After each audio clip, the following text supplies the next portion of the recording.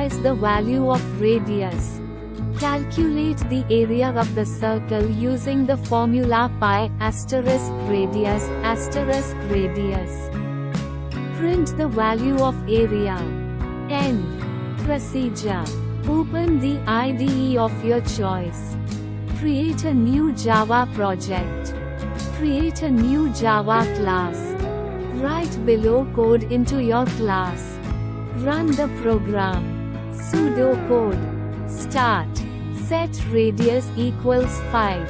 Set area equals pi asterisk radius asterisk radius.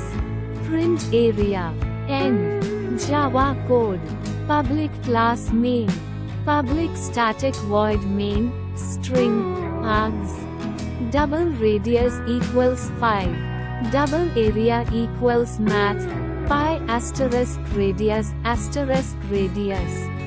System.out, print ln, the area of the circle as, plus area. Closing curly bracket. Closing curly bracket. Output. The area of the circle is 78.53.